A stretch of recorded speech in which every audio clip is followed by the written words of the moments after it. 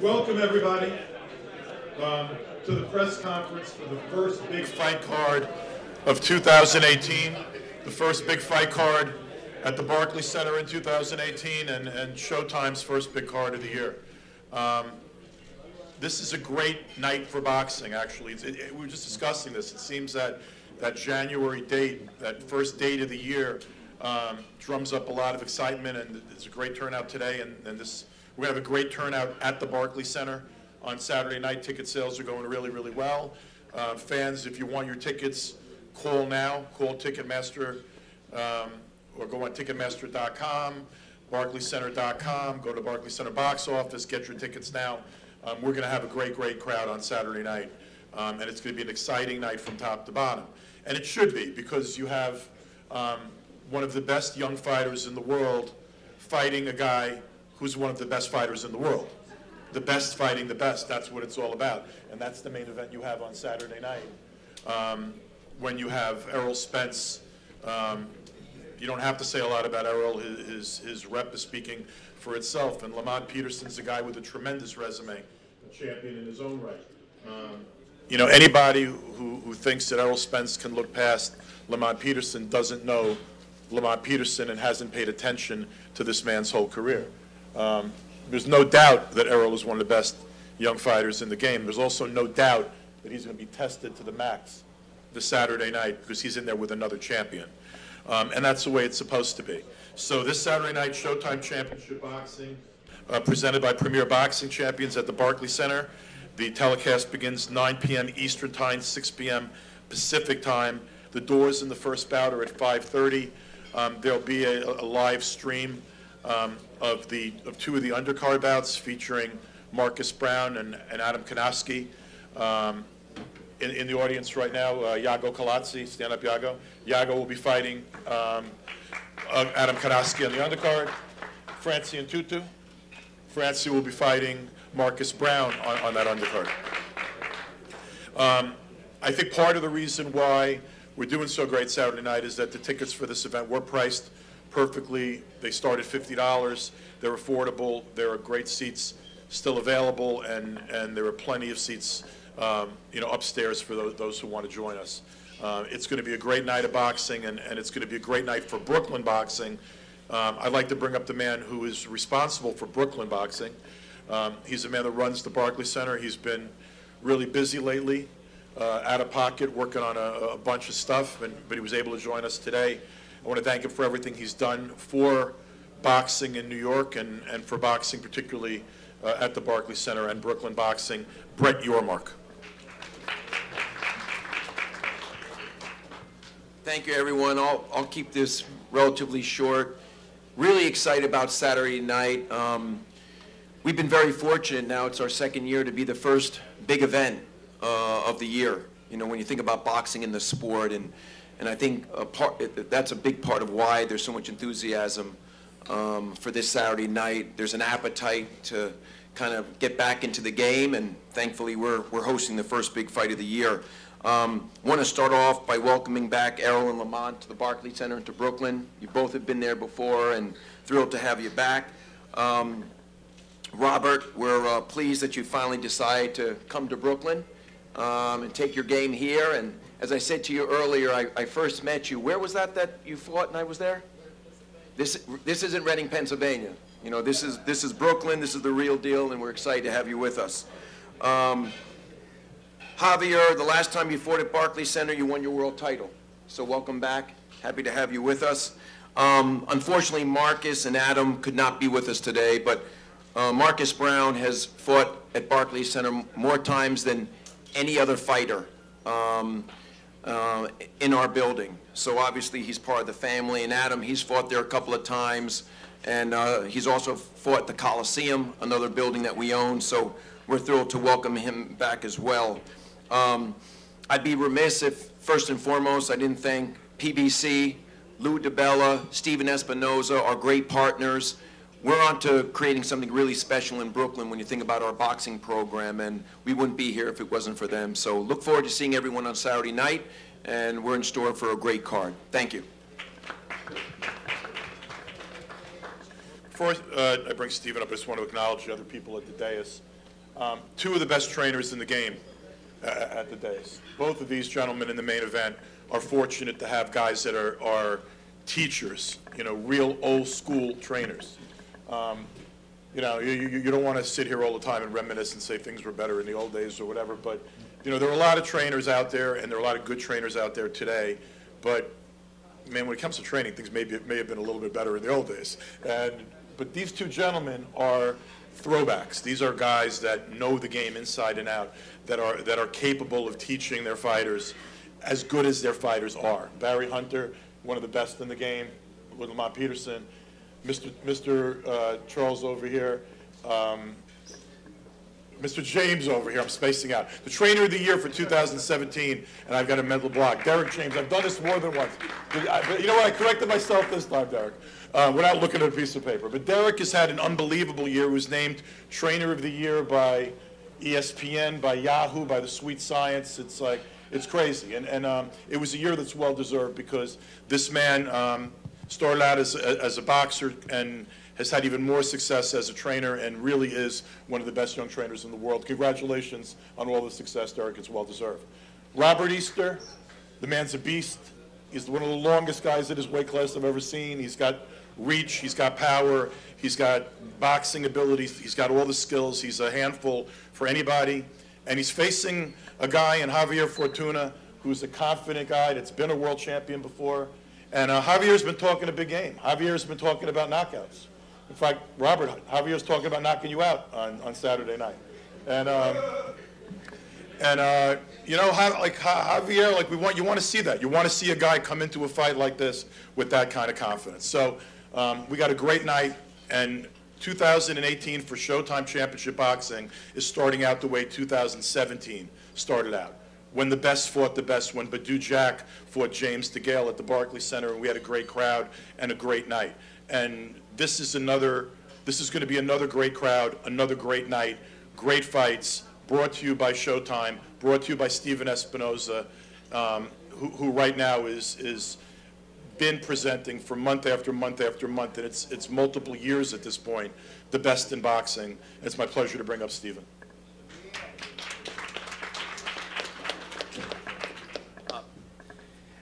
Thanks, Lou. Before I get started, I want to also add my congratulations to Derek for Trainer of the Year. It's an easy vote this year, well-deserved, and congratulations. You know, I love my job, you know, and there's a lot of reasons why, but I'll give you a couple of them. First of all is I get to work with young men and some older men up here of the character that we have on this stage right now. You know, in terms of representing the sport, you don't get any better than Lamont Peterson and Errol Spence. You don't get better than Derek James and Barry Hunter. You know, the character of these guys, the professionalism, they're classy representatives of the sport. And certainly I'm not leaving out Robert and Javier as well. I'm proud to be working with these guys, and we're proud to be on the network. It's a cliche, but it's true. You can't play boxing. You can play a lot of sports, you don't play boxing. You're in the NFL, you can dog it on a play. You're in the NBA, you can jog back on defense. In boxing, you can't do that. You got to be dedicated. You have to be passionate, and that's what we got up here is dedication, class, professionalism, and it's going to reflect in the ring. You know, there's a lot of boxing on TV nowadays, which it's a great thing. And it's positive for the sport, and I'm glad. But there is also a danger to that. When there's a lot of boxing on TV, sometimes it all gets grouped together. You know, there's boxing on TV this weekend. You know, this network is doing it. The sports network is doing boxing. Boxing's on. But not all boxing is the same. We have to realize this. What we have right here is special. What we're doing on Showtime Championship Boxing is special. This isn't a name fighter versus no one you've ever heard of. This is not, guys that, you've got to Google to figure out where they've been for their entire careers. These are the best in the sport. Top 10 guy versus top 10 guy. Errol Spence has grown up on Showtime. He made his pro debut on ShowBox. He won his world title on Showtime. He's making his first defense on Showtime. Lamont Peterson also grown up on Showtime. This will be his 8th appearance. He's been on ShowBox 3 times.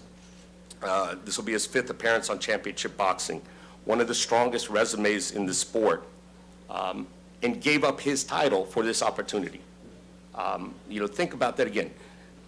Lamont had a title, and he gave it up to take this fight. That's the kind of, special fighters we have on this card. Robert Easter and Javier Fortuna, another matchup of top 10 guys versus top 10 guys. Not all boxing is the same. What we have here, what we're doing here is special. This isn't just another network doing boxing. This is the cream of the crop. This is the best of the best. Kanaki versus, Kaladze with Marcus Brown and Ntetu. Those are main events on other networks. And I'm glad that we'll be streaming that, and everyone should be tuning in. It'll be streaming at 7 p.m. This coming weekend. But again, with all the boxing that is going on, let's not group it all together. This is the cream of the crop, the best of the best. What we're doing on Saturday night is special. Thank you. What Showtime's been doing for a long time now is special, and frankly, so is what Premier Boxing Champions have been doing in terms of matching some of the best fights in the business on a regular basis, creating a brand by taking the best and matching them with the best, and we got to keep doing more of that. I'd be remiss if I didn't acknowledge in the crowd, I mentioned 2 of the great trainers that are sitting on the dais. There's a great trainer sitting in the audience, a Hall of Famer. He was a warrior in the ring as a fighter, and really one of the great teachers in the history of boxing training, Freddie Roach. And I'm going to hand it over to one of the busiest men in sports commentary, a guy that's working constantly and is on your television constantly, and he deserves to be because he's one of the best, Brian Custer. So Brian, this is all yours. And also translating for Javier Fortuna will be the illustrious Samson Lukovic. Thank you, Lou. Good afternoon, everybody. Of course, on Saturday night, 2 world title fights on Showtime Championship Boxing. We'll begin the night with Robert Easter Jr., Javier Fortuna, and Robert making his 3rd title defense of his IBF Lightweight World Championship. So we'll begin there. And Robert, considering it is your 3rd title defense, I think the last time we saw you in the ring up against a crafty lefty, and Dennis Shafikov, and it was really an all-out, all-action fight. So given that, you're facing another lefty who's got punching power, says he's coming to knock you out. Any concerns facing another lefty? No, there's no concerns. My last fight, I was against a lefty, tough lefty. I made that fight hard. But I'm coming out different this fight. I'm using my reach and my feet and my speed. Javier Fortuna is a 2-time former world champion. I just found that out. I really don't know much about the guy. I'm not shine that he's a 2-time world champion, but I know what I came to do, and that's to put hands on a man and man down, and I'm a world champion, as you know, and these people know what I bring to the fight game. I don't leave without my strap, so it's man down come January 20th. All right. Javier, he just basically said he really didn't know that you were a former world champion until just now. You think that he made a mistake in taking this fight against you? Bueno, para mí yo creo que ya es tarde para él darse cuenta ahora que fui 2 veces campeón. It's too late now to find out that I was twice world champion. Yo lo que espero que él y su equipo no tengan ninguna excusa el día 20 cuando estemos arriba del ring. I hope so that I have no excuse on the 20, on top of the ring. Porque ese título me lo llevo yo para República Dominicana y la fanaticada del boxeo. And that title, I will take it to the Dominican Republic from my fans. Ya hasta ese día llegó él perteneciendo sobre ese título. I dreaming about it, and I will take it with me. Con Dios por delante de ese título será mío. God in front, I will bring that title for me. Robert, just your response. He got a man talking for him, but he ain't gonna have a man fighting for him in there. That's all I gotta say. Javier, what would a win over a world champion like Robert Easter Jr. do for you in your career?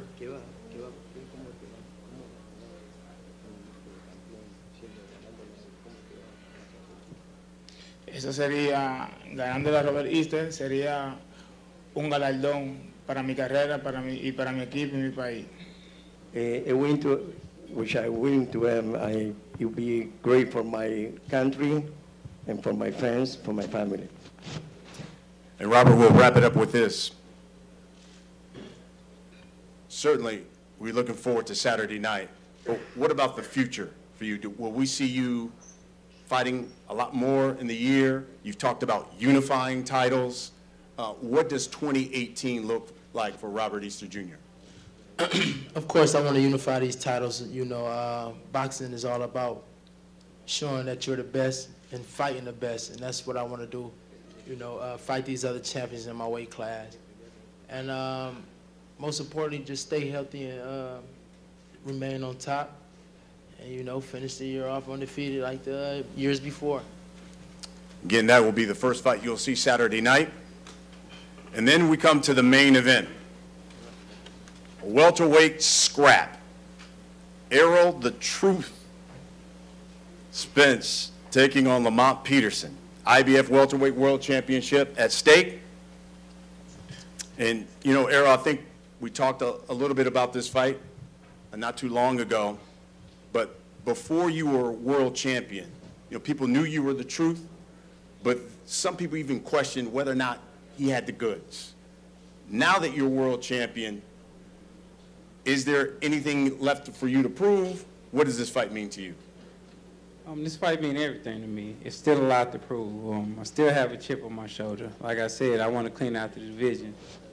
You know, I want to be the last man standing, so that's what I'm going to do. You know, I want to fight the top fighters. I want to beat the top fighters at my division. So, you know, I got Lamont. So it's fight time. Lamont, when you look at your resume, you fought some top guys. I mean, you can go down the names from Khan to everybody that you've been in the ring with. So given that, what does this fight mean to you at this stage of your career against somebody like Errol Spence? Well, when I got into boxing, when you get into anything, you have goals.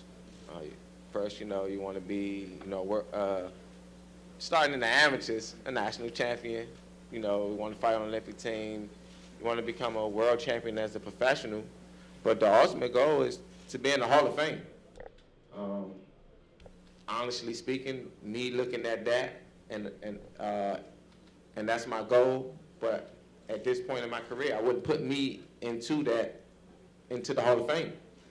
But with the win over a guy like, you know, Errol Spence, and, you know, if everyone decides to actually fight each other at welterweight, and if I can make it through all of them names, I put myself in. So that's why I signed up for these fights, and that's my goal, and of course I'm going to give them all to get there. I remember you said, Errol, that, listen, maybe at the beginning we may box a little, but eventually this was probably going to be a dog fight. Do you anticipate on Saturday that's what Brooklyn and the world's going to see, a dog fight, and a fight where Lamont Peterson brings you in and says, okay, We're two of the best body punchers in the game. Let's slug it out. I think so. I mean, like a lot of people are kind of putting this fight to the side, thinking it's going to be an easy fight. And anybody who follows Lamont Peterson, they know, it's going to be a hard fight. He always comes in shape.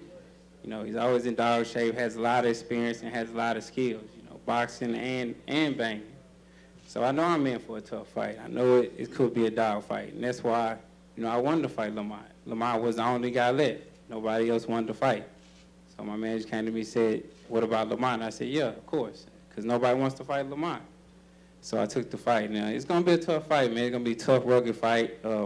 If you watch Lamont fight, you know that later on in the fight, it gets rough. He starts out boxing, then he ends up standing there in the paint and fighting toe-to-toe. So, and you watch my fights, my fights always get rough. Either the guy's fleeing or the guy has no choice but to stand there and fight. So, I mean, you know what it's going to be.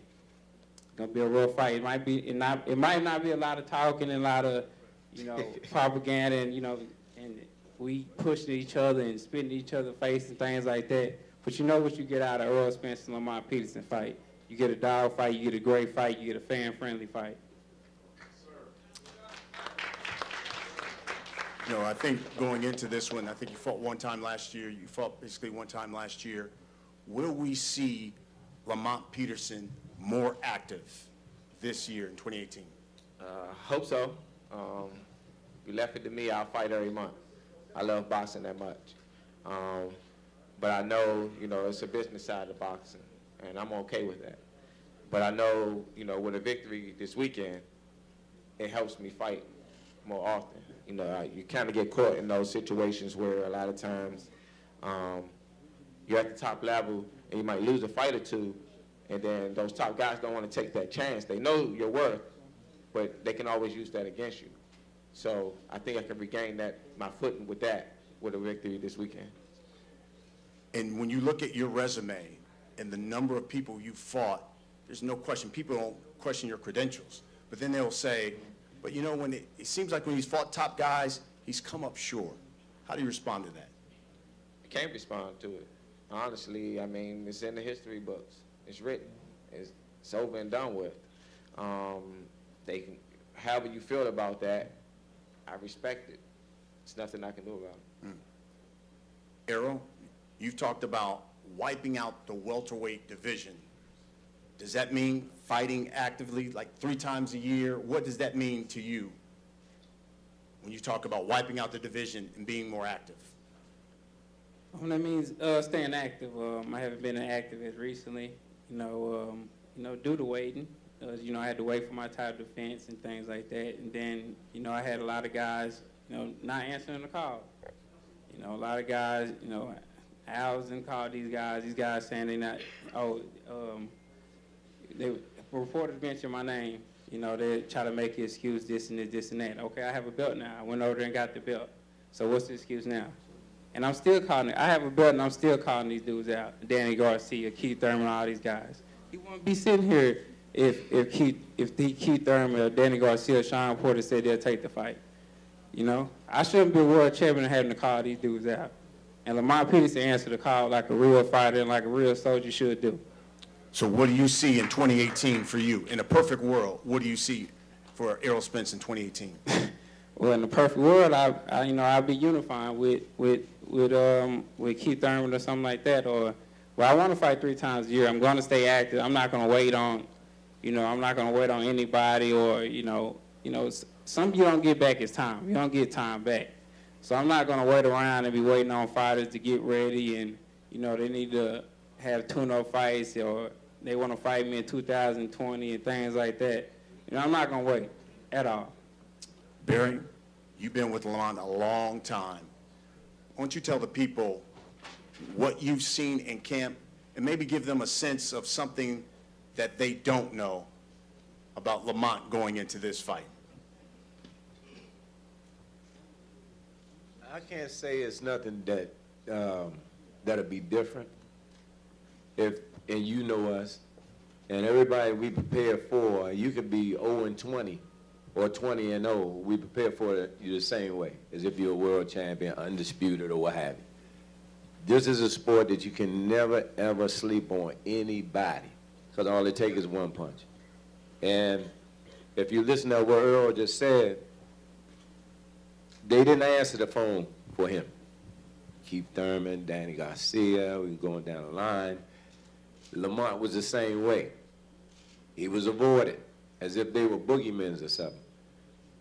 We answered the call for Keith. We answered the call for Danny again. And y'all guys saw that what happened the first time. And Kell Brook. As a matter of fact, before Earl fought Kell, we got the call for Kell. We agreed to the fight, but it went out the window. So I'm with Earl. How can you say that you are the best and you don't fight the best? You had Ray Leonard, you had Hagler, you had Hearns, at Duran, what made boxing great back then. All those guys fought each other. They had no problem with doing so. And we the same way. I have no problem if I put my son on the stage in the ring versus whomever, because I know how we train. I know what we prepare for. So I don't think that you will see, or we didn't do anything different. We treated this camp like we treat every camp. We train hard. But that's why we don't get up here clowning out and all that old garbage, because for the most part, when people do that, they scared anyway. These what matter in this sport right here. And just like anything else, come Saturday, we'll be ready to do what we do. Derek, Trainer of the Year. With that comes a lot of notoriety.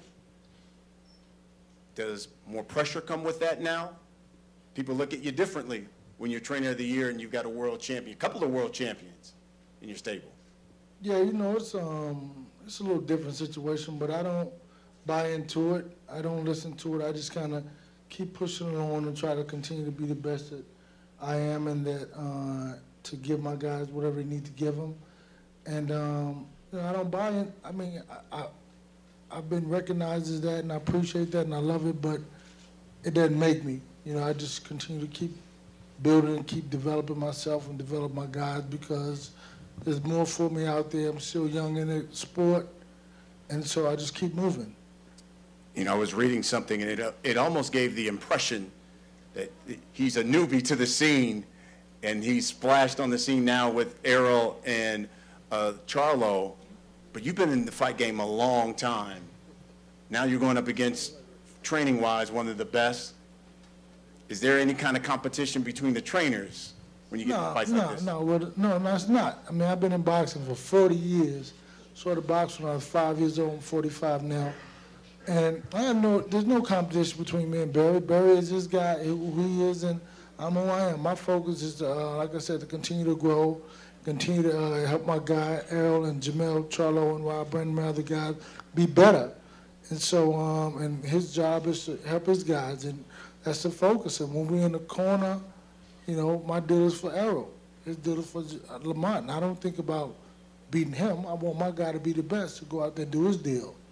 Lastly, for you, Barry, considering that these guys sparred together a long time ago, know each other very well, does that experience help at all in a fight like this? Yes, and it can, and in the case with Errol and Lamont working, and it's funny because I'm sitting here, Freddie was there in camp with us, Mike Stafford over there was in camp with us, Marcus Brown you spoke about was there. We had a great time. So it's almost like a reunion of sort. Lamont inspires so many different people, you know, and I doubt very seriously if, you know, after that, because he do more teaching than anything, after that if he thought about it anymore. Like Errol said, come Saturday, you're going to have two guys going in there that they're not old, they're not banged up, they're skillful, and they're dog fighters. So it may start off tactical, but somewhere in that fight that night, I think it's going to end up being a war. Other than that, come Saturday, I'm just looking for a great fight. And congratulations to Derek for winning Coach of the Year. I remember when I first seen him come through the scene, he worked hard to get here. They grind to get here just like us. I'm proud of it. Fantastic. We'll just give you guys the last word and go give it all to the fighters. Lamont, what excites you about this fight? I'm excited, honestly, and looking forward to the skill level that's going to be displayed this weekend.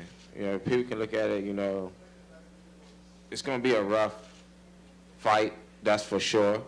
But what I look forward to is the technique, the skill level, defense, offense, being able to translate between both of them.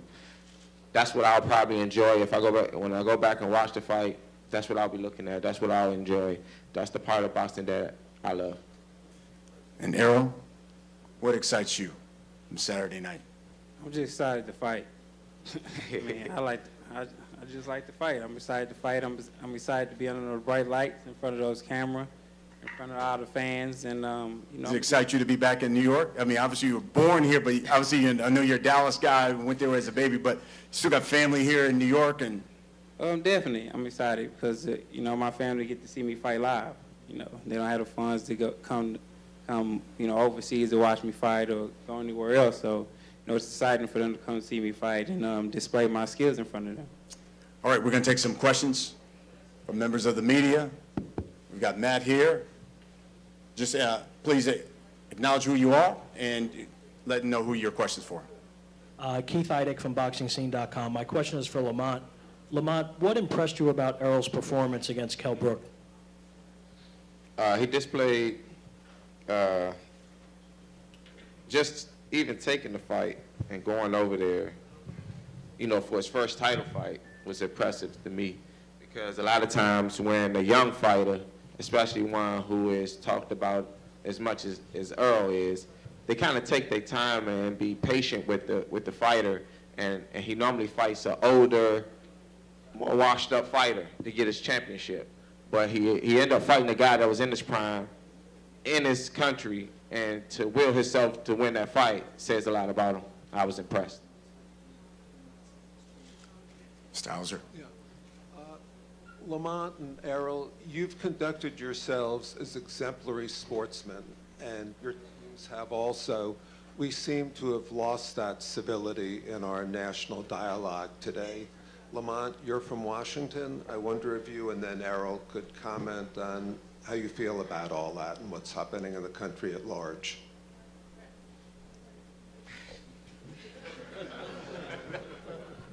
What you have? You had two questions? You said how we conducted ourselves.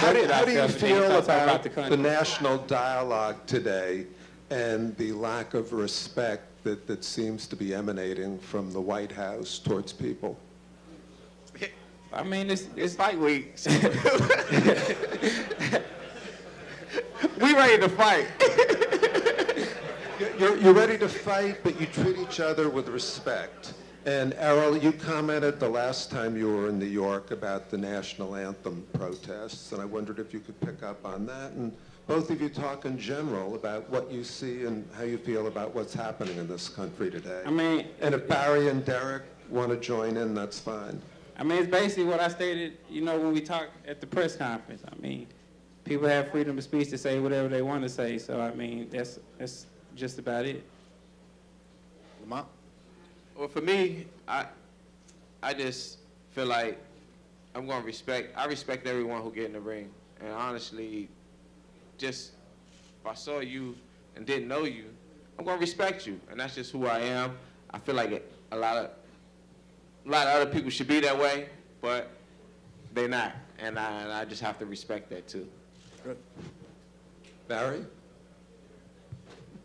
I'm with Lamont, you know, but I know where you're coming from. There's been a lack of respect around the world. Cut the TV on, every time you cut the news on, I mean, this is a different place. It's a different world now. So I think, I don't want to sound corny, but we do need more love out here to survive. You know what I mean? If not, you know, it's going to be even worse. So just keep loving each other and doing what we do. Love it. Who's next? Radio Raheem, Boxing Scene. Errol Spence, you talked about being frustrated trying to get other champions to answer your call, to take fights. I'm curious for you what constitutes a true champion. how you conduct yourself, how you select fights. And Lamont Peterson, you talked about wanting to be in the Hall of Fame. That's what drives you. I'm curious what you think constitutes a Hall of Fame fighter. What gets a guy in there? What does he have to have or do to be worthy of that honor? Well, I guess I'll go first. For me, of course, you know, winning multiple world titles, being able to do that throughout, you know, I wouldn't ask anyone to, you know, to jump up weight classes like Pacquiao, like that's rare. But to be within that range and to take on all comers at any time and to represent yourself the best way you can.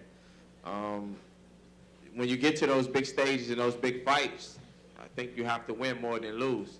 And at this point, I'm kind of right there. And if I feel like if I can run these last few off for the next few years, I should be good enough to be in. Errol? And you know, what make a true champion is just, you know, I'm not saying, you know, you fight anybody, you know, who calls you out and things like that, because at the end of the day, it's still a business too. You know, you got to feed your family, you got to go and make sense. But, you know, when a true champion, you know, fight other champions, especially when they're available. If you got another top fighter available, number 2 or 3 top fighter available, you have another champion available, you know, you fight him. Or you don't avoid questions, or you don't, you know, go around questions, or, you know, try to prolong something, or say you're not going to fight this guy and do this and that. You know, you fight that fighter, you fight the next champion that's available. So, you know, that's what a true champion does. Guys, we want to thank you. All of you members of the media get opportunities to get your one-on-ones. I want to say to Javier, to Lamont, to Errol, to Robert, best of luck to you Saturday night. It all begins at 9 p.m. Eastern on Showtime Championship Boxing. As we conclude, we would like to have the fighters to face off. You guys can say something. Where's Errol's belt? Yes.